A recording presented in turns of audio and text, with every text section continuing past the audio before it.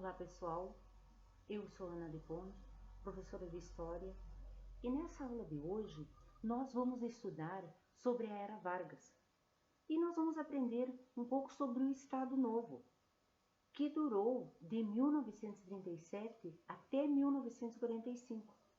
E sobre o Estado Novo, nós vamos destacar a Constituição de 1937, a DASP, a DIP, a FEB, a industrialização, as leis trabalhistas, a renúncia de Vargas. Então, o Estado Novo, ele é marcado pelo quê? Pelo autoritarismo. Ele é marcado pela censura, o nacionalismo e a falta de democracia, ou seja, por um governo ditatorial. O Plano Collor foi um suposto documento atribuído aos comunistas que conteria um projeto para a derrubada do governo Getúlio Vargas e a instauração de um regime comunista no Brasil. Então, a descoberta do plano, divulgada pelo governo no rádio, lá no dia 30 de setembro de 1937, serviu como justificativa para a instauração de um governo de exceção. Então, a ameaça contida no Plano Collor, semelhantemente à intentona comunista de 1935, definia de forma bastante detalhada o desencadeamento de greves, de manifestações, de depredações, de saques e até ataques a pessoas do governo, compreendido então como um risco ao governo. A falsa descoberta do plano deu origem a um período de contra-revolução e anticomunismo que culminou no golpe do Estado Novo em 1º de novembro de 1937. Então, anos mais tarde, lá em 1945, descobriu-se que o Plano Collor não passava de um documento forjado pelos integralistas que apoiavam o governo de Getúlio Vargas e serviu como justificativa para sua permanência no poder. Então, depois que Getúlio Vargas declarou o Estado Novo, ele se tornou um ditador, tá? E teve a influência dos regimes totalitários da Europa, como o nazismo e o fascismo. Então, Vargas chegou a iniciar a perseguição aos judeus no Brasil, como, por exemplo, o impedimento de vistos para imigrantes de origem judaica. E para legitimar o seu governo, Vargas outorga, ou seja, ele impõe, no dia 10 de novembro, a Constituição de 1937, que teve assim os seguintes aspectos, ou seja, suas principais características, suas principais razões e os fatos foram censurar os meios de comunicação, por exemplo, os rádios, revistas e jornais, e as manifestações artísticas, como por exemplo o teatro, o cinema e a música. E a criação do DIP. O que é DIP? Departamento de Imprensa e Propaganda, para promover e divulgar as realizações do governo e censurar os movimentos artísticos e culturais de oposição. A perseguição e, em alguns casos, prisão de opositores e inimigos políticos. Repressão às manifestações políticas e sociais, os protestos, greves e passeatas. E o controle dos sindicatos. Mas também aconteceu a criação da CLT, que é a consolidação das leis do trabalho, que em 1943, garantindo então as leis trabalhistas vários direitos aos trabalhadores. Então se dá a criação da Justiça do Trabalho, da carteira de trabalho, do salário mínimo, do descanso semanal remunerado, jornada de trabalho de 8 horas e regulamentação do trabalho feminino de menores de idade. A centralização administrativa do Estado, ou seja, o aumento da burocracia estatal. Então, a criação também de uma nova moeda, o cruzeiro. Investimentos em infraestrutura e ênfase no desenvolvimento industrial.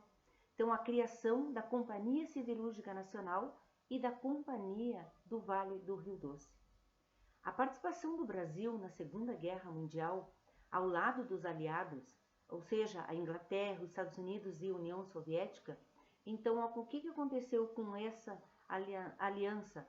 foi o envio da FEB, quer dizer, a Força Expedicionária Brasileira, aos campos de batalha na Itália. Então, a Constituição de 1937, ela foi apelidada de Polaca, em referência à Constituição Polonesa de 1921, que também não passou pelo Congresso Nacional, quer dizer, ela não passou por uma Assembleia Constituinte. Então, no campo econômico, além da produção de café e da indústria, o algodão brasileiro começou a ser exportado em enormes quantidades para a Europa. E a principal compradora era a Alemanha, de Adolfo Hitler, utilizado então para fazer os uniformes alemães. Lá em 1938 foi criado a DASP, que era o Departamento Administrativo do Serviço Público, que tinha como objetivo a fiscalização dos governos estaduais no campo econômico. Também foram extintos os sindicatos e criado um sindicato oficial, ligado então ao Ministério do Trabalho. A Polícia Especial passou a perseguir e a torturar qualquer pessoa que fosse contrária ao governo. A Ação Integralista Brasileira, que apoiou o golpe de Getúlio Vargas, foi colocada na ilegalidade, tá? E passaram a ser perseguidos pelo governo. Eles tentaram realizar um golpe que ficou conhecido como Intentona Integralista. Porém, o movimento ele perdeu a força, tá? E acabou fracassando.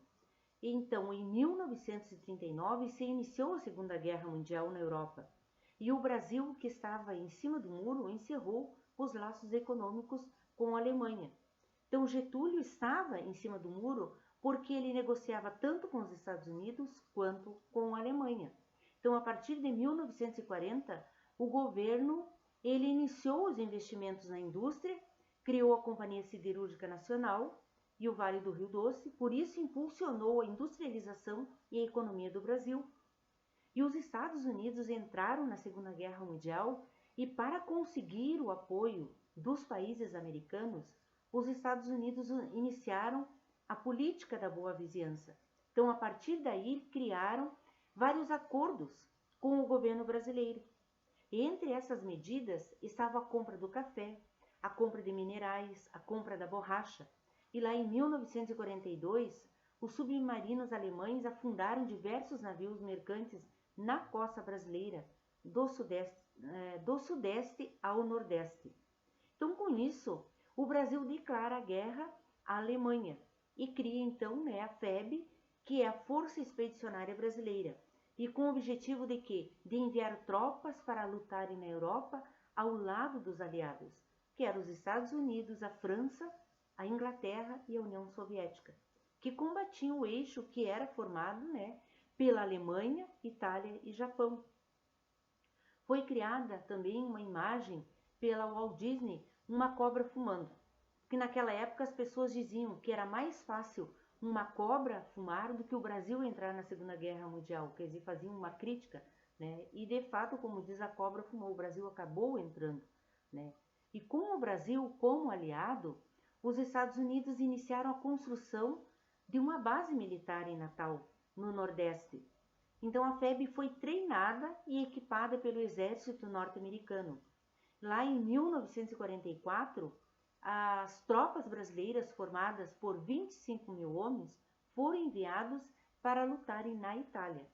Então eles tiveram grandes conquistas, por exemplo, a Batalha de Monte Castelo, tá? E enquanto as tropas brasileiras combatiam as ditaduras na Europa, o Brasil vivia sob um regime ditatorial e que começou a gerar revoltas. Então Getúlio Vargas cria a CLT, a consolidação das leis trabalhistas, que rendeu o título de o pai dos pobres, mas em 1945 a Segunda Guerra Mundial chega ao fim e as tropas brasileiras retornam ao Brasil. E nesse mesmo ano, em decorrência do fim da Segunda Guerra, o povo começou a pedir mais liberdade e a renúncia de Vargas. Então, devido às pressões, Getúlio deu liberdade aos presos políticos, ele permitiu a liberdade de imprensa e o retorno dos partidos políticos, além de marcar eleições para o final de 1945. Mas nada disso revelou a sua situação perante a opinião pública. Então, sem o apoio dos seus antigos aliados, que eram grandes latifundiários e os donos das indústrias, ele perdeu a força. Os militares cercaram o Palácio de Guanabara, no Rio de Janeiro, que era a residência do presidente, e no dia 29 de outubro de 1945, Getúlio Vargas renunciou, tá? E em seu lugar entrou então o general Eurico Gaspar Dutra, dando início então a um novo período da história brasileira, a República Populista.